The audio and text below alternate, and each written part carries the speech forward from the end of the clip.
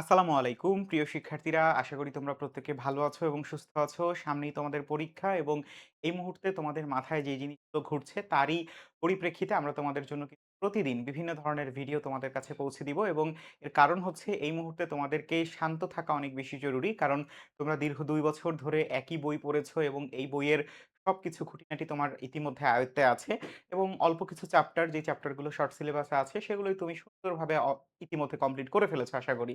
তো এই মুহূর্তে তোমার কি দরকার তারই একটি সারসংক্ষেপ আমরা তোমাদেরকে বিউডেনার একাডেমিক্স এর মাধ্যমে পৌঁছে দেব ইনশাআল্লাহ। সো যারা এসএসসি ২০২৬ আছো তাদের জন্য আজকে এসএসসি জীববিজ্ঞানে এ প্লাস, যেটাকে আমরা বলছি কৌশলগত ব্লুপ্রিন্ট, অর্থাৎ একেবারে তোমার হাতে কলমে দেখিয়ে দিব কিভাবে তুমি আগামী যে কয়দিন বাকি আছে বা তোমার জীববিজ্ঞান পরীক্ষার আগে যেই কয়দিন বাকি আছে এই কয়েকদিনের মধ্যে তুমি একদম পারফেক্ট একটা প্রস্তুতি কিভাবে নিতে পারো যাতে করে তুমি ৮০ মার্ক অর্জন করতে পারো।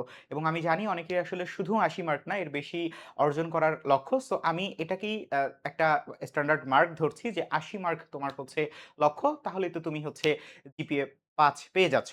সো আমি তোমাদের সাথে আছি মোহাম্মদ সাবিত Ahmed Khan, department of pharmacy, Jahangirnagar বিশ্ববিদ্যালয়। এবং আজকে শুরু করতে চাচ্ছি আমরা এসএসসি জীববিজ্ঞানে এ প্লাস কিভাবে আমরা পেতে পারি। সো এখানে শুধুমাত্র আমি কিন্তু কিভাবে পড়বা এটা না, এর সাথে হচ্ছে তোমার পড়ার ধারাবাহিকতা কেমন হবে, কিভাবে পড়লে তুমি সবথেকে ভালোভাবে এই জিনিসটা সম্পন্ন করতে পারবে সবকিছু দেখাবো। সো সবার প্রথমে দেখো যে মুখস্থ বিদ্যা নয়, প্রয়োজন সঠিক কৌশল। তোমরা একেবারে আমার মনে হয় ক্লাস 9 এ যখন বিজ্ঞান বিভাগে তুমি ভর্তি হয়েছো তখন থেকেই শুনে থাকো যে জীববিজ্ঞান তোমাকে মুখস্থ করতে হবে। তবে আমি আজকে পরীক্ষার ঠিক কিছুদিন আগে বলছি যে শুধুমাত্র মুখস্থ বিদ্যা নয়, তোমার সঠিক একটা কৌশল প্রয়োজন। এবং এই কৌশল প্রত্যেকটা ক্ষেত্রে প্রয়োজন। কিভাবে আমি তোমাকে দেখাচ্ছি। আচ্ছা, সবার আগে দেখো যে তুমি আগামী যেই কয়দিন তোমার হাতে আছে ঠিক এই কয়দিনের মধ্যে তুমি কিন্তু নতুন করে কিছু পড়বা না। বাট তুমি ইতিমধ্যে কিন্তু একটা বলা যেতে পারে নিজস্ব একটা সাজেশন তুমি তৈরি করে নিয়েছো, এবং অনেকে হয়তোবা সাজেশন তৈরি করতে পারোনি, তাদের উদ্দেশ্যে আমি খুব দ্রুতই সাজেশন দিয়ে দিব। যাই হোক, সো তোমার যে সাজেশনটা আছে বা যেই রকম করে তুমি ইতিমধ্যে গত ২ বছর যা কিছু পড়েছো সেটাকে তুমি আরেকবার রিপিট করবে, এবং সেই রিপিটেশনটা কেমন হবে অবশ্যই বুঝে। অর্থাৎ এখানে তুমি নিজের মস্তিষ্কে একটা নতুন রূপরেখা তৈরি করবা যে আমার প্রশ্নটা যদি এভাবে আসে তাহলে আমি এটার উত্তর এভাবে লিখব। এবং এটা একেবারে র্যান্ডমলি তুমি করতে থাকবা। একটা প্রশ্ন ধরবা, প্রশ্নের উত্তরটা তুমি বুঝে বুঝে পড়ে ফেলবা। এবং এক্ষেত্রে সবথেকে গুরুত্বপূর্ণ যে বিষয়টা তোমার মাথায় রাখতে হবে যে তুমি যদি শুধুমাত্র বুঝে পড়ো, এরকম দেখবা যে তুমি একসাথে ১০-১৫টা প্রশ্ন পড়ে ফেলেছো। বাট তুমি এরপর আর সেই প্রশ্নগুলোকে আলাদা করতে পারতেছো না। সেগুলোকে তুমি বুঝতে পারছো না যে আসলে এই প্রশ্নগুলো তো আমি পড়লাম, মুখস্থ করলাম, বাট এই প্রশ্নগুলো আমি আসলে প্রয়োগ কিভাবে করব? সো প্রয়োগের জায়গাটা তোমাকে নিজের বের করে নিতে হবে, এবং সেই বের করার জায়গাটা কোনটা বলো তো? যে হাতে লিখে লিখে অভ্যাস। অর্থাৎ এই ক্ষেত্রে তুমি যদি তোমার যেকোনো একটা প্রশ্ন ১০ থেকে ১৫টা প্রশ্ন তোমার হাতে আছে, তুমি এখান থেকে ৫টা প্রশ্ন নিজের হাতে লিখলা। এতে করে কি হবে? তুমি নিজের মধ্যে একটা পার্থক্য তৈরি করার সুযোগ থাকবে। কেন? কারণ হচ্ছে তুমি ১৫ টা প্রশ্ন পড়েছো। সেখান থেকে তুমি নিজে, নিজে randomly ৫ টা প্রশ্ন সিলেক্ট করেছো। এবং সেই ৫ টা প্রশ্ন সিলেক্ট করে এখন তুমি সেটা লিখতে বসেছো। সো তখন কিন্তু তুমি বাকি ১০ টা প্রশ্ন বাদ দিয়ে দিয়েছো। যেই ৫ টা প্রশ্ন তোমার লেখার কথা সেই ৫ টা প্রশ্ন লিখেছো। তার মানে কি? তুমি এখানে পার্থক্য করতে শিখলা। এবং এর মাধ্যমেই কিন্তু তোমার ৮০ নম্বরের যেকোনো প্রশ্ন আসুক না কেন, তুমি কিন্তু অনেক ইজিলি উত্তর করতে পারবা। কেন? কারণ তুমি তো ইতিমধ্যে তোমার মস্তিষ্কে ওরকম একটা রূপরেখা তৈরি করে ফেলেছো আলহামদুলিল্লাহ। ঠিক আছে? এবং অবশ্যই মনে রাখতে হবে যে আমার এই যে ব্লুপ্রিন্টটা আমরা যেটা তৈরি করেছি সেটা কি বলতো? সেটা হচ্ছে আমরা ৪ টা বিষয়ের উপরে তৈরি করেছি। কি, কি? সবার প্রথমে দেখো যে সিলেবাসের সঠিক বিন্যাস, অর্থাৎ আমরা সিলেবাসটাকে ধরে, ধরে সুন্দরভাবে সংক্ষিপ্ত কিছু তোমাকে সাজেশন দিয়েছি। আমার সাজেশন এই মুহূর্তে তোমার কাজে লাগবে না। কারণ কি বলতো? কারণ ইতিমধ্যে ২ বছর তুমি কি পড়েছো এইটার উপর নির্ভর করছে তুমি কিভাবে উত্তর করবে। মানে কি তোমার কতটা ভালো হবে পরীক্ষা। কিন্তু কিভাবে উত্তর করলে তোমার পরীক্ষা ভালো হবে সেটা আমি তোমাকে দেখাচ্ছি। ওকে? সো সিলেবাসের সঠিক বিন্যাসে আমি আসলে তোমাকে দেখিয়ে দিব যে কোন ধরনের প্রশ্ন আসে, তুমি এই অনুযায়ী পড়া এগিয়ে রাখবে। এরপর দেখো ভিজুয়াল মাস্টারি, অর্থাৎ কোন, কোন জায়গাগুলো তোমার চিত্র এবং পড়াশোনার সাথে, মানে চিত্রের সাথে পড়াশোনাকে কোপ আপ করতে হবে সেই জায়গাটা আমরা হচ্ছে কম্বিনেশনটা দেখিয়েছি। এরপর দেখো পরীক্ষার কৌশল, অর্থাৎ সৃজনশীল এবং এমসিকিউতে কোন জায়গায় কোন বিষয়গুলো তোমাকে মাথায় রাখতে হবে সেটা লক্ষ্য আমরা করেছি এখানে। এবং সর্বশেষ রিভিশন এবং মাইন্ডসেট কিভাবে তৈরি করবা সেটাও আমরা তোমার এখানে দেখাবো। আচ্ছা, দেখো প্রথমত আমরা কোষ ও জীবনী শক্তি নিয়ে আমাদের যে মূল চ্যাপ্টার অর্থাৎ ফাউন্ডেশন চ্যাপ্টারস এর ম্যাট্রিক্সটা যদি একটু দেখি, যে আমাদের কিন্তু জীববিজ্ঞান মানেই কিন্তু কোষের একটা সমাহার। কেন? কারণ হচ্ছে আমাদের জীববিজ্ঞান, জীবন সম্পর্কিত বিজ্ঞান। সো আমাদের জীবন দাঁড়িয়ে আছে কিসের উপরে? কোষের উপরে। জীবদেহের গাঠনিক এবং কার্যিকা কোষ। সো এই কারণে দেখবা যে কোষ ব্যাপারটা কিন্তু খুব গুরুত্বপূর্ণ আমাদের জীববিজ্ঞানের জন্য। এবং এ কারণেই দেখো যে আমাদের কিন্তু টোটাল যে ১২ টা অধ্যায়, সেই ১২ টা দুঃখিত ১৪ টা অধ্যায়, সেই ১৪ টা অধ্যায়ের মধ্যে আমাদের কিন্তু যে আ আ শর্ট সিলেবাসে যে চ্যাপ্টার গুলো আছে তার মধ্যে ২ টা চ্যাপ্টারই কোষ সংক্রান্ত। জীবকোষ ও টিস্যু এবং কোষ বিভাজন। সো এই ২ টা অধ্যায় তোমাকে খুবই ভালো করে পারতে হবে এবং এটার কোনো বিকল্প নেই। কারণ কি বলতো? কারণ জীবন পাঠ এখান থেকে আমার একটা প্রশ্ন আসতেও পারে, নাও আসতে পারে। অথবা আমার বলতে পারি এখান থেকে ১ অথবা ২ মার্কের প্রশ্ন আমাদের ২য় অধ্যায়ের সাথে মিলকরণ করে দিতে পারে। ঠিক আছে? আচ্ছা, এবং আমাদের যে জীবকোষ ও টিস্যু এখান থেকে কিন্তু আমাদের ২ টা প্রশ্ন আসার সমূহ সম্ভাবনা আছে। কারণ সবথেকে বড় চ্যাপ্টার হচ্ছে আমাদের জীবকোষ ও টিস্যু। ৩ নাম্বারে কোষ বিভাজন। এখান থেকে একটা প্রশ্ন আসবে এবং এখানে আমাদের মাইটোসিস কোষ বিভাজন সম্পর্কে খুবই গুরুত্বপূর্ণ আলোচনা আছে। আমরা সেখানে এই বিষয়টা একবার পড়লেই দেখো এমন একটা অধ্যায় যেখানে তুমি জাস্ট একটা টপিক পড়ে পরীক্ষায় উত্তর করে আসতে পারবা। তার মানে এই অধ্যায়টা ভালো করে জানতে হবে। এবং জীবনী শক্তি আমাদের বলা যেতে পারে যে বায়োলজির সবথেকে অ্যাডভান্সড যে চ্যাপ্টারটা সেটা হচ্ছে আমাদের এই জীবনী শক্তি। এবং তোমরা যখন ভবিষ্যতে এইচএসসিতে উঠবে তখন জীবনী শক্তির উপরে অনেক বড় বড় কিছু চ্যাপ্টার তোমাকে পড়তে হবে। তার মানে বুঝতেই পারছো যে এই অধ্যায়টা বেশ গুরুত্বপূর্ণ। তাহলে আমরা বলতে পারি ২ আর ১ ৩, ৩ আর ১ ৪। আর বাকি যে ৪টা প্রশ্ন আছে সেই ৪টা প্রশ্নের মধ্যে জীবের প্রজনন থেকে অবশ্যই একটা প্রশ্ন থাকবে এবং আমাদের জীবের বংশগতি দুঃখিত বংশগতি ও বিবর্তন থেকে একটা প্রশ্ন থাকবে। জীবের পরিবেশ, এই পরিবেশ অধ্যায় থেকে একটা প্রশ্ন থাকবে অথবা আমাদের যে প্রথম অধ্যায় আছে সেই প্রথম অধ্যায়ের সাথে মিলকরণ করে একটা প্রশ্ন থাকবে। সো সেই হিসাবে আমরা ধরে নিচ্ছি যে এখানে একটা প্রশ্ন থাকবে। তার মানে এখানে ৩টা প্রশ্ন, এখানে আছে আমাদের কয়টা প্রশ্ন? এখানে আছে হচ্ছে আমাদের বাকি ৪টা প্রশ্ন। আমাদের অধ্যায়গুলোর বিন্যাস আমরা করে ফেললাম। এবারে আমরা দেখি যে আমরা এখান থেকে আসলে কোন কোন জায়গায় আমাদের প্রশ্ন হবে। যেমন আমাদের প্রথম অধ্যায় অর্থাৎ জীবন পাঠ থেকে রাজ্যের বৈশিষ্ট্য, উদাহরণ, শ্রেণীবিন্যাস এবং বৈজ্ঞানিক নামকরণ। বৈজ্ঞানিক নামকরণ থেকে তোমার এমসিকিউ থাকবেই, কোনো মিস নাই। এরপর দেখো জীবকোষ ও টিস্যু, এখান থেকে আমাদের যে গঠন বর্ণনা আছে যেমন মাইটোকন্ড্রিয়া, নিউক্লিয়াস, এর বর্ণনা কিন্তু আমাদের আসবেই, রাইট? আবার হচ্ছে টিস্যুর প্রকারভেদ, তুমি এই অংশটা কিন্তু দেখতে পারো। টিস্যুর প্রকারভেদ বেশ লম্বা একটা তথ্য আছে আমাদের টিস্যু সম্পর্কে। সো আমাদের যে ৪টা মূল টিস্যুর যে প্রকারভেদ আছে সেই ৪টা টিস্যু সম্পর্কে তুমি ভালো করে মানে একটা জ্ঞান রাখলে আমার মনে হয় তুমি এমসিকিউ এবং সৃজনশীল উভয় ক্ষেত্রেই বেশ ভালো করবে। এবং অবশ্যই মাথায় রাখবে যে সেগুলোর চিত্র কিন্তু অত্যন্ত গুরুত্বপূর্ণ। আচ্ছা, এরপরে আসো কোষ বিভাজন। কোষ বিভাজনের ক্ষেত্রে মাইটোসিসের ব্যাপারটা খুব গুরুত্বপূর্ণ, এটাকে তুমি হচ্ছে 5 স্টার দিয়ে রাখতে পারো। মিউসিসের ব্যাপারটা খুব গুরুত্বপূর্ণ না, কারণ সেখানে খুব সংক্ষিপ্ত আকারে লেখা আছে এবং প্রত্যেকটা পার্থক্য চিত্র সহ মুখস্থ করতে হবে। কেন বলো তো? কারণ মাইটোসিস সম্পর্কে প্রশ্ন করলেই তোমার সেখানে চিত্র দিতেই হবে। তোমাকে জিজ্ঞেস করা হবে এরকম করে যে দুঃখিত, যে আমাদের মাইটোসিস এর ৩য় এবং ৪র্থ দশা সম্পর্কে লেখো। অর্থাৎ আমাকে ৩য় মানে কি? ৩য় মানে হচ্ছে মেটাফেজ, ৪র্থ মানে কি? অ্যানাফেজ। এই ২ টা দশা সম্পর্কে লিখতে বলা হয়েছে। সো সেইটা লেখার সময় তোমাকে কিন্তু ছবি আঁকতেই হবে। অথবা তোমার ছবিই দেয়া থাকবে উদ্দীপকে। সেই ছবি থেকে তোমাকে আইডেন্টিফাই করতে হবে এটা কোন পর্যায় বা হচ্ছে কোন দশা, রাইট? আচ্ছা, এরপরে আসো জীবনী শক্তি। জীবনী শক্তিতে সালোক সংশ্লেষণ সম্পর্কিত প্রশ্ন আসবে, শ্বসন সম্পর্কিত প্রশ্ন আসবে। ২ টা টপিক আছে, ঠুটস্থ মুখস্থ অন্তস্থ করে রাখবা। একটা টপিক তুমি পরীক্ষায় দিয়ে আসতে পারবা। আমার মনে হয় কোষ বিভাজন এবং জীবনী শক্তি এই ২ টা চ্যাপ্টার যারা খুব ভালো করে পড়ে যাবে তাদের জন্য এ প্লাস আনা কোনো ব্যাপারই না ইনশাল্লাহ। ঠিক আছে? ওকে। তারপরে আসো আমরা পরবর্তীতে যদি চলে যাই যে আমাদের জীবের প্রজনন। জীবের প্রজননের ক্ষেত্রে দেখো যে আমাদের অযৌন যৌন প্রজননের পার্থক্য, ফুলের গঠন এটা সবথেকে গুরুত্বপূর্ণ। আমাদের স্তবক সম্পর্কিত যে ধারণা সেটা খুবই ভালো করে রাখতে হবে। কেন? কারণ সেখান থেকে কিন্তু আমাদের চিত্র আসবে। এরপরে হচ্ছে আমাদের মানুষের প্রজননতন্ত্র নিয়ে আমরা হচ্ছে মোটামুটি ধারণা রাখবো। আচ্ছা, এবং অবশ্যই এই অধ্যায়টা চিত্র বেসড, অর্থাৎ এখানে চিত্র খুব গুরুত্বপূর্ণ। এরপরে আসো আমাদের যে বংশগতি ও বিবর্তন। এখান থেকে আমাদের ডিএনএ এর গঠন, আমাদের যে লিঙ্গ নির্ধারণ এবং সবথেকে গুরুত্বপূর্ণ যেটা সেটা হচ্ছে আমি এখানে লিখে রাখছি, সেটা হচ্ছে আমাদের বংশগতীয় বস্তু, রাইট? সো আমাদের যে বংশগতীয় বস্তু সম্পর্কে আমাদের যে আলোচনা আছে, অর্থাৎ আমাদের আহ, দুঃখিত, আমাদের একেবারে ক্রোমোজোম থেকে শুরু করে ক্রোমোজোম, ডিএনএ, জিন, আরএনএ, এই ৪ জন ব্যক্তির বা ৪টা বিষয়ের যদি আমরা ভালো ধারণা রাখতে পারি আমার মনে হয় তোমাদের পক্ষে অনেক ইজিলি এই ১২তম অধ্যায়টাকে কভার করে আসা সম্ভব ইনশাল্লাহ। সো ১২তম অধ্যায়টা খুবই সহজ একটা চ্যাপ্টার এবং খুবই বলা যেতে পারে তোমাদের ফেভারিট চ্যাপ্টার হওয়ার কথা অনেকের, কারণ এখানে ডিএনএ এর গঠনটা খুব মজাদার একটা পড়া। অথবা আমাদের বংশগতীয় যে বস্তুগুলো আছে অর্থাৎ আমাদের ক্রোমোজোম, জিন, ডিএনএ, আরএনএ এগুলো সম্পর্কে তথ্যগুলো লেখা কিন্তু খুব অল্পের মধ্যে। অর্থাৎ আমাদের গণিতে যেমন আমাদের সরাসরি উত্তর আছে, ঠিক সেম ভাবে আমাদের ডিএনএ বা আরএনএ, ক্রোমোজোম, জিন সম্পর্কে আমাদের সরাসরি উত্তর আছে।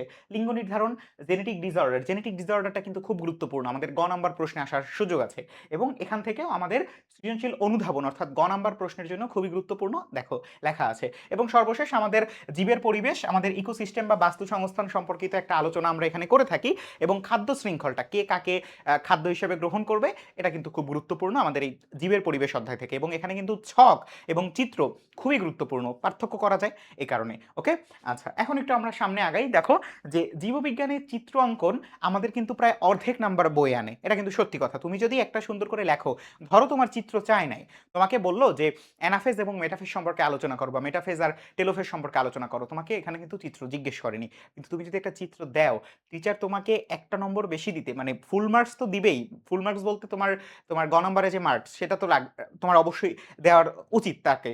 একই সাথে সে কিন্তু যখন দেখবে যে না তোমার হচ্ছে খুব লেখাটা খুব সুন্দর হয়েছে, তখন তার যে 1 মার্ক মাইনাস করার কথা বা কোনো একটা তথ্যে তোমার তথ্যে না তোমার কোনো একটা বানান ভুল হয়েছে বা কোনো কোথাও একটা তুমি হচ্ছে 1 মার্ক মাইনাস হওয়ার যোগ্য, কিন্তু সেই জিনিসটা কিন্তু তারা ব্যাকআপ দিবে কিভাবে?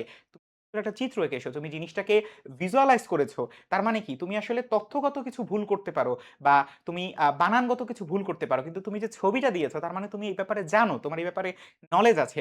এটার উপর সম্মান করে হলেও তোমাকে কিন্তু ওই 1 মার্ক আর মাইনাস করবে না। সুতরাং আমাদের এই 50% নাম্বার তুমি যদি নিশ্চিত করতে চাও, তোমাকে কিন্তু অবশ্যই কি অবশ্যই জীববিজ্ঞানে চিত্র অঙ্কন করতে হবে। যেমন মাইটোসিস, মিওসিস, মিওসিসের ধাপ আমি আসলে মেনশন করব না, মাইটোসিসের ধাপ, তারপরে হচ্ছে বিভিন্ন ফুলের বিভিন্ন অংশ, তারপরে হচ্ছে ডিএনএ ডাবল হেলিক্সের গঠন, তারপরে খাদ্য শৃঙ্খল, শক্তি প্রবাহ, এই বিষয়গুলো কিন্তু হচ্ছে আমাদের বেশ গুরুত্বপূর্ণ চিত্র হিসেবে।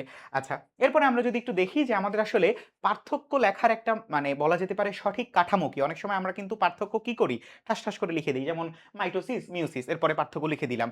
বাট আমাদের যেটা হচ্ছে আমরা পেয়েছি সেটা হচ্ছে আমরা যদি এভাবে করে না লিখে, আমরা যদি এখানে সুন্দরভাবে মাইটোসিস বনাম মিওসিস লিখে, তারপরে হচ্ছে প্রত্যেকটা মাইটোসিস মানে কি, তারপরে হচ্ছে মাইটোসিস কোথায় ঘটে, তারপরে হচ্ছে মিওসিস মানে কি, মিওসিস কোথায় ঘটে এবং এর মূল বৈশিষ্ট্য কি। সো এভাবে যদি, এটা তুমি যে কোনো বিন্যাস করতে পারো, বাট তোমাকে এভাবে বিষয়বস্তু এবং সংজ্ঞা, এর অবস্থান মানে এটা কোথায় ঘটে, এটার মূল বৈশিষ্ট্য কি, এভাবে যদি 3টা ধাপে লেখো, তোমার জন্য কিন্তু অনেক সুবিধা হবে এবং তুমি খুব ভালোভাবে বুঝবে তোমার আসলে এটা পরীক্ষায় কতটা বেশি ভালো নাম্বার নিয়ে এসেছে। রাইট? সো এটা খুব গুরুত্বপূর্ণ এবং দেখতে পাচ্ছ যে আমরা হচ্ছে বেশ কিছু ছক তোমাকে উল্লেখ করে দিয়েছি, মাইটোসিস বনাম মিওসিস, অযৌন বনাম যৌন প্রজনন, প্রোক্যারিওট অর্থাৎ আদিকোষ এবং ইউক্যারিওট বা প্রকৃত কোষ, তারপরে স্বভোজী বনাম পরভোজী পুষ্টি। সো এই বিষয়গুলো হচ্ছে তোমার পার্থক্য। তো এখানে তো তোমাকে জাস্ট আমরা হচ্ছে কিছু সাজেশন দিয়ে রেখেছি এবং কিভাবে লিখবা সেটার একটা বক্স তোমাকে হচ্ছে দিয়ে রেখেছি।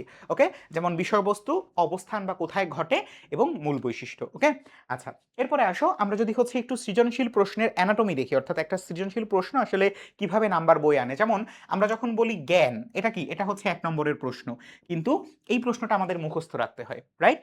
আচ্ছা এরপরে হচ্ছে আমাদের অনুধাবন, এখানে 2 নম্বরের প্রশ্ন। এই 2 নম্বরের প্রশ্নে প্রথম অংশে আমরা রাখি জ্ঞান, দ্বিতীয় অংশে রাখি অনুধাবন। আমাদের 3 নম্বরের প্রশ্ন, আমাদের প্রয়োগ, এখানে কি করি আমরা 1 নম্বরে রাখি হচ্ছে আমাদের জ্ঞান, 2 নম্বরে অনুধাবন, 3 নম্বরে প্রয়োগ। এবং সর্বশেষ আমাদের যে উচ্চতর দক্ষতা, উচ্চতর দক্ষতাতে আমাদের 4 নম্বর।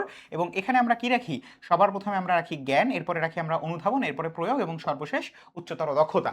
তো এখানে আমি তোমাদেরকে প্রত্যেকটার ক্ষেত্রে একটা করে প্রশ্ন রেখেছি। দেখো যে আমাদের ক নম্বর প্রশ্ন বা হচ্ছে আমাদের যে জ্ঞান, এখানে কি সরাসরি একটা প্রশ্ন করা হয়, যেমন টিস্যু কাকে বলে, ডিএনএ এর ফুল মিনিং কি, এরকম প্রশ্ন। আমাদের খ নম্বর প্রশ্ন, এখানে কি মাইটোসিসকে সমীকরণিক বিভাজন কেন বলা হয়। তো এই প্রশ্নটার উত্তর তুমি কি করবা, প্রথমে তোমার জ্ঞানমূলক উত্তরটা করতে হবে যে মাইটোসিস বিভাজন কাকে বলে। রাইট? মাইটোসিস বিভাজন কাকে বলে, এটা তোমার প্রথম প্রশ্ন বা প্রথম লাইনের উত্তর। রাইট? দ্বিতীয়তে তুমি হচ্ছে বর্ণনা করবা যে মাইটোসিসে আমাদের মাতৃকোষের সমসংখ্যক ক্রোমোজোম অপত্য কোষে সঞ্চারিত হয় বা অপত্য কোষের ক্রোমোজোম সংখ্যা মাতৃকোষের সমান থাকে, এ কারণে এটাকে আমরা বলি কি সমীকরণিক বিভাজন বা ইকুয়েটোরিয়াল বিভাজন। ঠিক আছে? ডিভিশন। আচ্ছা এরপরে আসো প্রয়োগ। প্রয়োগটা কি, যেখানে চিত্র এবং উদাহরণ এবং এই তৃতীয় বা প্রয়োগের বিষয়ে চিত্র সব থেকে বেশি আসে। দেখো দেখো যে প্রকৃত কোষের আলোকে উদ্দীপকের এক্স অঙ্গাণুটির, ধরো তোমার একটা ছবি থাকবে এবং সেই ছবির মধ্যে কোনো ধরো একটা আমাদের নিউক্লিয়াসের কথা বলবে যে নিউক্লিয়াস হচ্ছে এক্স, তাহলে নিউক্লিয়াস এটার বর্ণনা করো। রাইট? সো এখানে খুব সহজভাবে তোমাকে প্রশ্নটা করল যে প্রকৃত কোষের আলোকে উদ্দীপকের এক্স অঙ্গাণুটির চিত্রকে চিহ্নিত করো। সো তোমাকে প্রথমে এই এক্সটা আসলে কি? যেহেতু কোষের গুরুত্বপূর্ণ একটা পোরশন জুড়ে আছে এবং সেখানে আমরা নিউক্লিয়াস হিসাবে নিউক্লিয়াসের মধ্যে ক্রোমাটিন তন্তু, নিউক্লিওলাস, নিউক্লিয়ার এনভেলপ সবকিছু দেখতে পাচ্ছি। তার মানে এটা নিউক্লিয়াস। তাহলে নিউক্লিয়াসকে এঁকে আমি বর্ণনা করব যে নিউক্লিয়াস আমাদের কি কাজে লাগে, নিউক্লিয়াসের গঠন বর্ণনা করব, নিউক্লিয়াস কেন গুরুত্বপূর্ণ, নিউক্লিয়াসের আলোকে আমরা এটাকে কিভাবে প্রকৃত কোষ হিসেবে আইডেন্টিফাই করেছি। যেহেতু এটা সুগঠিত একটা কোষ, তার মানে এটা কি? এটা হচ্ছে একটা প্রকৃত কোষ বা ইউক্যারিওট। ঠিক আছে? সো এইভাবে বর্ণনা করব। এবং সর্বশেষ উচ্চতর দক্ষতা এখানে মূলত হচ্ছে তোমাকে জিজ্ঞেস করবে যে উদ্দীপকের অঙ্গাণুটি কোষের সব জৈবনিক ক্রিয়া নিয়ন্ত্রণ করে। এটার যথার্থতা নিরূপণ করো। তখন তোমাকে হয়তোবা বলতে হবে যে এটা যেহেতু আমাদের কোষের কেন্দ্রিকা বা হচ্ছে মস্তিষ্ক, তার কারণে এটা কি? এটা হচ্ছে আমাদের সকল জৈবনিক ক্রিয়া নিয়ন্ত্রণ করে। অর্থাৎ জৈবনিক মানে কি? যে জীবের অভ্যন্তরের যে ক্রিয়াগুলো আছে সেগুলো সে নিয়ন্ত্রণ করে। সো এভাবে তুমি কিন্তু হচ্ছে প্রশ্নের উত্তর করবা। তার মানে কি? এই প্রশ্নটার উত্তর করার ক্ষেত্রে সবার প্রথমে তোমাকে কোষ সম্পর্কে লিখতে হবে। কোষের কথা লিখে তারপরে বলতে হবে যে আমাদের নিউক্লিয়াস হচ্ছে কি? কোষের কেন্দ্রিকা বা কোষের মস্তিষ্ক। এরপর তোমাকে লিখতে হবে যে এইটা কিভাবে আমাদের আসলে জৈবনিক ক্রিয়া নিয়ন্ত্রণ করে। এবং এরপরে তুমি হচ্ছে কিছু প্রক্রিয়া লিখবা যে এই প্রক্রিয়াগুলো হচ্ছে আমার এই ব্যক্তি করে থাকে। সো এভাবেই কিন্তু আমাদের প্রশ্নের উত্তর সামনে এগিয়ে যায়। ঠিক আছে? আচ্ছা, এরপরে আসো আমরা যে বিষয়টা একটু মাথায় রাখবো সেটা হচ্ছে আমরা মানে অনেক সময় করি কি যে এরকম হাতে লিখলাম, হ্যাঁ? হাতে লিখলাম। লেখার পরে সেখানে হচ্ছে একটা অস্পষ্ট হাতের লেখা আসে এবং টিচার কিন্তু সেটা দেখতে চায় না। টিচার মনে করে কি এ তো অন্যদের মতোই লিখে ফেলছে। একে আমি গদ বাঁধা নিয়মে নাম্বার দিয়ে দেই। বাট মনে রাখবা আমরা যদি এভাবে লিখি, যেমন আমরা যদি হচ্ছে ১ম এ ২ লাইন লিখি, যে ২ লাইন হচ্ছে আমাদের জ্ঞানমূলক প্রশ্ন। তারপরে হচ্ছে আমরা তারপরে হচ্ছে ৩ লাইন লিখব, যেই ৩ লাইন হচ্ছে আমার অনুধাবনমূলক প্রশ্ন। তারপরে হচ্ছে আমি প্রয়োগের জন্য প্রয়োগিক যে অংশটুকু আছে সেটা অল্প করে লিখলাম এবং তার পাশে সুন্দর একটা চিত্র দিলাম। আমি কোটেশন মার্ক ইউজ করলাম। এ ধরনের কোটেশন মার্ক ইউজ করলাম। সো এই জিনিসপত্রগুলো করলে তখন দেখবা যে টিচারের পড়তে ইচ্ছা করবে যে আসলে এই আমার স্টুডেন্টরা কি লিখলো। ঠিক আছে? এই বিষয়টা অবশ্যই মাথায় রাখবা। এবং প্রত্যেকটা সৃজনশীল অংশের জন্য আমরা সমান সময় বরাদ্দ রাখবো। এটা আমি বললে আসলে সম্ভব না। কারণ ১ম ২ টা প্রশ্নের জন্য আমরা প্রায় ১ ঘন্টা লাগিয়ে দেই। বাকি সময় আমরা হচ্ছে বাকি ৫ টা আ আ বাকি যে প্রশ্নগুলো আছে সেগুলো হচ্ছে আমরা উত্তর করি। সো এই ভুলটার জায়গায় আমাদের কিন্তু একটু খুব সাবধান থাকতে হবে। ঠিক আছে? আচ্ছা, এবং গ এবং ঘ এর জন্য আমরা সবথেকে বেশি মনোযোগ দিব। কারণ আমরা এই অংশ থেকে ৪ আর ৩ ৭ টোটাল ৭ নম্বর অর্জন করে আনবো। তো আমি যদি ১ম অংশের জন্য আমার ১ম যে পোরশনটুকু আছে সেই ১ম পোরশনটুকুর জন্য যদি আমি হচ্ছে জাস্ট ৫ থেকে ৬ মিনিটের মতো রাখি, বাকি সময়টা যদি আমি হচ্ছে আমার গ এবং ঘ এর জন্য রাখি সেটা কিন্তু আমার জন্য বেশ ভালো একটা বিষয় হবে। আচ্ছা, এরপরে আসো আমাদের এমসিকিউ ক্র্যাকিং কোড, যেটাকে আমরা বলছি যে আমরা আসলে আমাদের এমসিকিউটা আমরা অনেকেই হচ্ছে পরীক্ষার আগের রাতে একটু নার্ভাস হয়ে যাই যে আসলে আমার কি করা উচিত? কিভাবে পড়লে আমি আসলে আমার এমসিকিউতে ভালো করতে পারবো? এই ব্যাপারে তোমাকে আগে থেকেই সাবধান থাকতে হবে। তুমি যখন লাস্ট টাইম রিভিশন করবা, তো লাস্ট টাইম রিভিশন তো তোমার হচ্ছে শর্টকাট জিনিসপত্র পড়তে হবে। সো এই মুহূর্তে তোমার হাতে তো অনেক সময় আছে আপাতত। মানে তোমার সম্পূর্ণ প্রত্যেকটা সাবজেক্টে একবার যাচাই করে নেওয়ার। সো প্রত্যেকটা সাবজেক্ট যখন এখন পড়বা তখন সবথেকে ছোট করে নোট করবা। কিরকম? দেখো যে ক্লোরোফিলের রং, এনজাইমের কাজের স্থান, ক্রোমোজোম সংখ্যা, এরকম ছোট যে ব্যাপারগুলো আছে এগুলো তুমি হচ্ছে একটা খাতায় নোট করবা। এবং এটা কেন করবা? কারণ পরীক্ষার আগের রাতে তুমি যখন একবার চোখ বুলাবা, তোমার মাথায় কিন্তু হচ্ছে অটোমেটিকভাবে সেগুলো চলে আসবে। এরকম করে রিভাইজ হতে থাকবে। এবং পরীক্ষার হলে গিয়ে তোমার এরকম এখান থেকে যেকোনো একটা প্রশ্ন কমন আসুক না কেন, তুমি ঠাস করে উত্তর করে ফেলতে পারবা। তোমার এখানে কোনো প্যারা হবে না এবং তুমি এখানে কোনো ঝামেলায় পড়বা না। সো এই বিষয়টা খুব গুরুত্বপূর্ণ। ঠিক আছে? আচ্ছা, এরপরে হচ্ছে বোর্ড পেপারস অ্যানালাইসিস এবং গত ৫ বছরের প্রশ্ন সমাধান। এটা শেষ মুহূর্তে করা খুব গুরুত্বপূর্ণ। কারণ যেকোনো না কোনো ভাবে তোমার কোনো না কোনো একটা প্রশ্ন কমন পড়ে যাবে। সো আমি যদি একটা দিনের মধ্যে ২ থেকে ৩ ঘন্টা সময় দিয়ে একটা প্রশ্ন সরাসরি কমন পেতে পারি, সেটা আমার জন্য খারাপ না। সো এই কারণে এই ব্যাপারটা খুব গুরুত্বপূর্ণ। এবং সর্বশেষ টাইম ট্রায়াল, ঘড়ি ধরে এবং কঠোর সময়ের মধ্যে, অর্থাৎ তুমি ২৫ মিনিটের জন্য যে তোমার ২৫ টা এমসিকিউ উত্তর করতে হবে সেই জিনিসটা তুমি হচ্ছে এখানে আগে থেকেই প্র্যাকটিস করে রাখবে। এটা তোমার জন্য খুব গুরুত্বপূর্ণ একটা ব্যাপার। ঠিক আছে?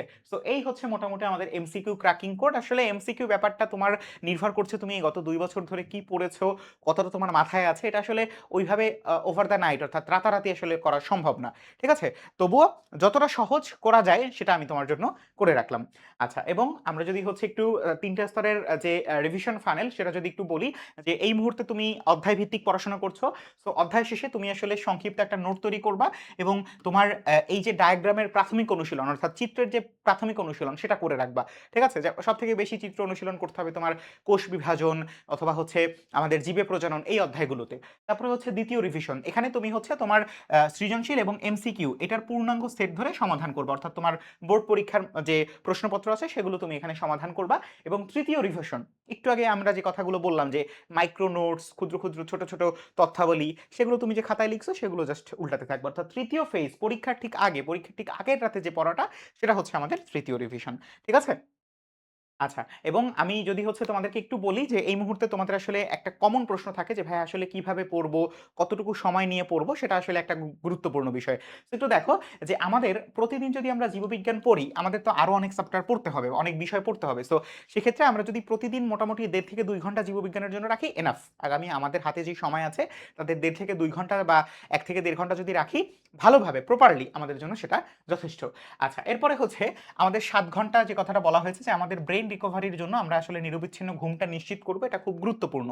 ঠিক আছে?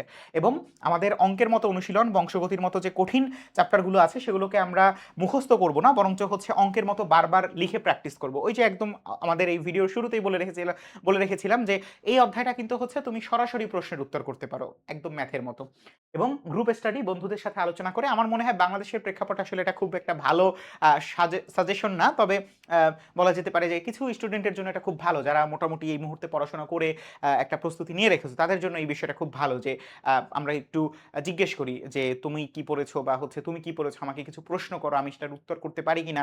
এই বিষয়গুলো কিন্তু হচ্ছে এই জায়গাটায় আমাদের বেশ ভালো একটা সুফল বয়ে আনার সুযোগ রাখে। ঠিক আছে?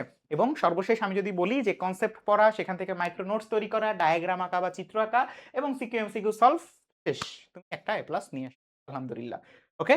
সো এটা ইন টোটাল আমরা এতক্ষণ পর্যন্ত যা কিছু পড়লাম তার একটা সহজ বা ছোট্ট সারসংক্ষেপ। তো বুঝে পড়ার হাতে লেখা অভ্যাস করা, এটা যদি আমরা ধারাবাহিকভাবে করতে পারি প্রতিদিন ১ থেকে ১.৫ ঘন্টা, আমাদের জন্য জীববিজ্ঞান সহজ ইনশাআল্লাহ। এবং এভাবেই কিন্তু আমরা হচ্ছে আমাদের মূল যে প্ল্যান, অর্থাৎ আমাদের যে এ প্লাস, এই এ প্লাসকে বাস্তবায়ন করতে পারি। তো তোমাদেরকে অসংখ্য ধন্যবাদ। আমি চেয়েছিলাম খুব স্বল্প সময়ের মধ্যে তোমাকে আ ভিডিওটা সম্পন্ন করার। বাট হচ্ছে আনফরচুনেটলি, যেহেতু বুঝতেই পারছো যে সাজেশন মানেই হচ্ছে অনেক জ্ঞান দেওয়া যায়। বাট হচ্ছে এটাকে প্রয়োগ করার দায়িত্ব তোমার। আমি সাজেশন হিসাবে আরো ২ ঘন্টা তোমাকে বলতে পারবো, এটা করবো, এটা করবা, সেটা করবা। কিন্তু তোমার কাজ হচ্ছে আমি যে কথাগুলো বললাম ২২ মিনিট ধরে বা ২০ মিনিট ধরে, এই কথাগুলোকে তোমার নিজের জীবনে প্রয়োগ করতে হবে। গ নম্বরের মতো। ৩ নম্বরের জন্য তুমি হচ্ছে প্রয়োগ করবা। সো এখানে তো আর ৩ নম্বর না, এখানে তোমার ৭৫ নম্বরের দুঃখিত। ৭৫ নম্বরের একটা বলা যেতে পারে অগ্নিশিখা পরীক্ষা। সো সেই পরীক্ষাটা তুমি হচ্ছে দিয়ে আসো এবং খুব ভালোভাবে তুমি আমার সাথে যেই পড়াগুলো পড়ছো বা হচ্ছে আমার সাথে যে ভিডিওগুলো দেখছো, এগুলো দেখে এবং হচ্ছে তোমার নিজের গত ২ বছরের পড়া সবকিছু মিলিয়ে বেশ ভালো একটা জায়গায় তুমি যাও এবং হচ্ছে তোমার যে এ প্লাস আছে, সেই এ প্লাসটা তুমি নিশ্চিত করো। এটাই তোমার জন্য আমার একমাত্র প্রত্যাশা এবং আশা করি তোমরা হচ্ছে এটা পারবা। এবং তোমরা যদি হচ্ছে চাও যে খুব দ্রুততম সময়ের মধ্যে আমি তোমাদেরকে সাজেশন দেই, আমার সাজেশনটা আরো বেশি ইন্টারেস্টিং হবে এই আজকের ভিডিওটার থেকেও। সো তোমরা যদি চাও আমি হচ্ছে খুব দ্রুত নিয়ে আসবো ইনশাআল্লাহ। সো যতক্ষণ পর্যন্ত না আনছি ততক্ষণ পর্যন্ত এই যেভাবে বলছি সেভাবে হচ্ছে একটু কন্টিনিউ করো, নিজের পড়াটা কমপ্লিট করো। অর্থাৎ রিভিশনের যে ১ম ফেজ, আমাদের রিভিশনের যে ১ম ফেজ, এই ফেজটা তুমি কমপ্লিট করো। ২য় এবং ৩য় ফেজের জন্য তো আমি আছি ইনশাআল্লাহ। ঠিক আছে? তাহলে তোমাদের সাথে আবার দেখা হবে। ততক্ষণ পর্যন্ত ভালো থাকো, সুস্থ থাকো, বিব্রেইনার একাডেমিক্স এর সাথে থাকো। আসসালামু আলাইকুম।